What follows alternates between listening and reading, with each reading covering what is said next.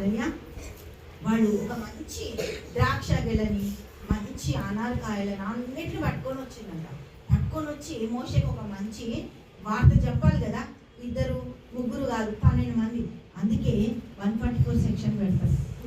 ఎక్కువ కూడొద్దు. కూడిందనుకో లేని తలంపులు వస్తాయి. 2 కంటే 3 మాట్లాడుకుంటారనుకో అక్కడ ఇంకా వ్యతిరేకత స్టార్ట్ అయిపోతాయి.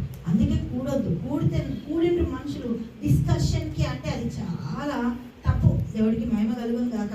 పని లేక కూర్చొని ముచ్చట్లు వేస్తారు. ముచ్చట ఎంత మోసమైందంటే చాలా మోసమైంది. ఆ ముచ్చట్లో నుంచి అన్ని బయటకు వస్తాయి, దయ్యాలన్నీ వస్తాయి బయట. దేవుడికి మహిమ కలుగును. ముచ్చట్లు అస్సలు పెట్టదు. ముచ్చట్లు చాలా మోసకరం. దేవుడికి మహిమ కలుగును కాక. వీళ్ళందరినీ కూడా తీసుకొని వచ్చిందంట.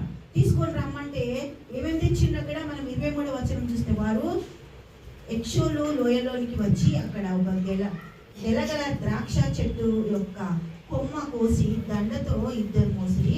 మరియు వారు కొన్ని దానిమ్మ పండ్లను, కొన్ని అంజూరపు పండ్లను తెచ్చింది.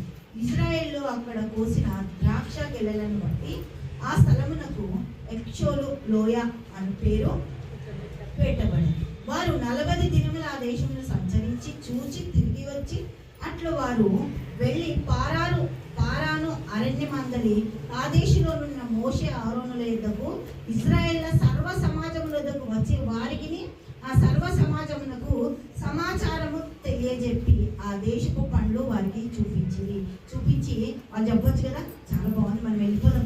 పాలు కారుతున్నాయంట. వీళ్ళు పాలు తీసుకోవాల్సిన అవసరం లేదంట. పాలు కారుతున్నాయంట ఆ దేశంలో. తేనె పట్టులకించి ఇట్లా కారుతుందంట.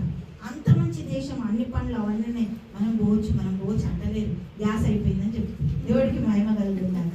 మాట్లాడితే పెట్రోల్ లేదు, మాట్లాడితే మంచి నీళ్ళ మీద పైసలు వెళ్ళిపోయింది. మీరు చెప్తుంది కదా న్యూస్. మనమంటే ఓకే అంటాం, సామాన్యులు ఎట్లా కదా, వాళ్ళు భయపడుతుంది. చిన్నగా ఉన్నదాన్ని పెద్ద భూతకంలో పెట్టి వాళ్ళు చూపిస్తుండ్రు. దేవుడికి మహిమ కలుగుతుందాక. హల్లెలూయా. అట్లు వారు వెళ్ళి కారాను అరణ్య మందలి కాదేశులో ఉన్న మోషే ఆరోనులకు 2కి కూడా సమాచారం చెప్పినట్ట. ఆ సమాచారం మరి మోషే ఆరోనులు తీసుకోవట్లేదు. అక్కడున్న కాలేబు జోషువ కూడా తీసుకోవట్లేదు.